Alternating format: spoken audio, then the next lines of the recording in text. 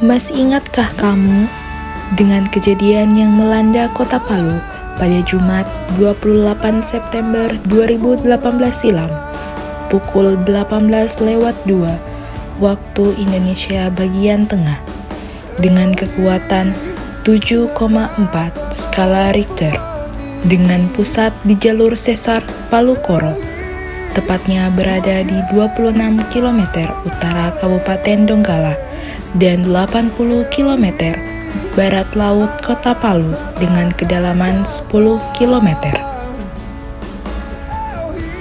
Gempa ini menyebabkan tsunami dengan ketinggian gelombang mencapai 0,5 sampai 10 meter. Dan beberapa daerah lainnya seperti Kelurahan Petobo, Kelurahan Balaroa mengalami bencana alam likuifaksi.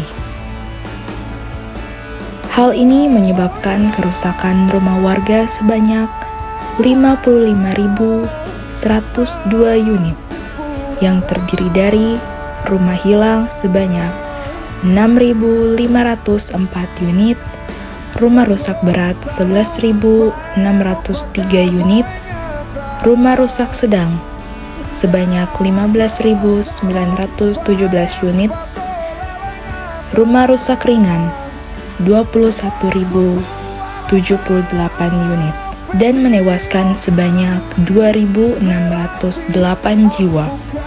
Korban hilang sebanyak 570 jiwa.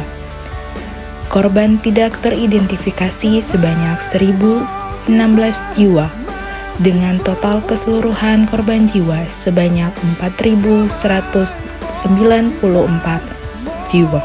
Menyikapi tanggal 28 September 2018, lantas, tahukah kamu apa yang harus kita lakukan sebelum, selama, dan setelah bencana gempa terjadi?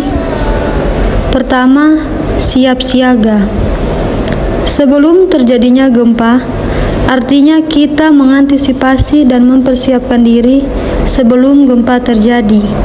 Misalnya, mengenali tempat-tempat yang aman di dalam dan di luar rumah. Mengenali rambu-rambu bencana. Kawasan rawan kebakaran puting beliung. Kawasan rawan bencana tsunami. Kawasan rawan kebakaran hutan. Kawasan rawan bencana gerakan tanah. Kawasan rawan bencana gempa bumi. Kawasan rawan bencana banjir. Kawasan rawan gunung berapi. Kawasan rawan kekeringan. Petunjuk tempat kumpul sementara. Petunjuk tempat pengungsian.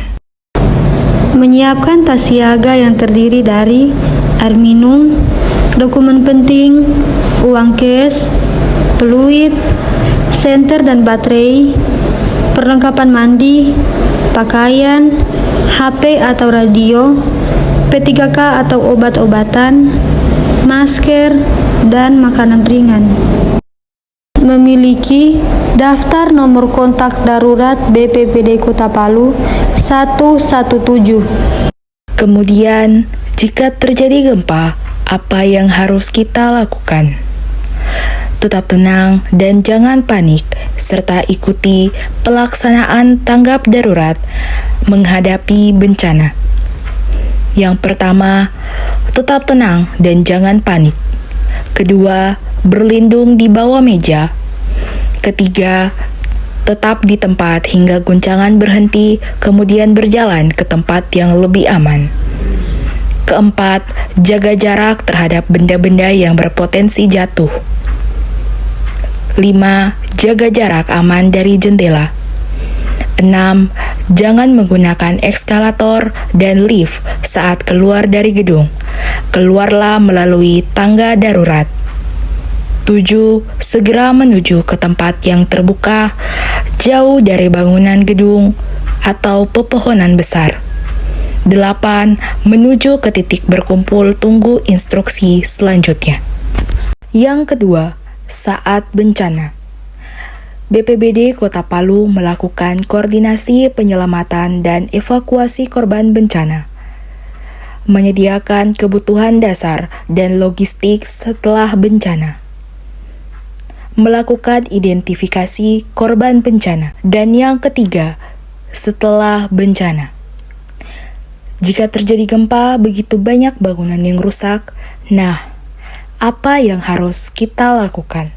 Perbaikan infrastruktur dan sarana prasarana seperti perbaikan listrik dan penyediaan air bersih. Pemberian bantuan sosial atau asesmen pembangunan bencana yang biasa dikenal dengan stimulan. Penyediaan hunian tetap. Ingat, gempa bumi tidak bisa dihindari, namun bisa kita siasati. Palu kuat, palu bangkit, palu mantap bergerak, tetap tanggap, tangkas, tangguh menghadapi bencana.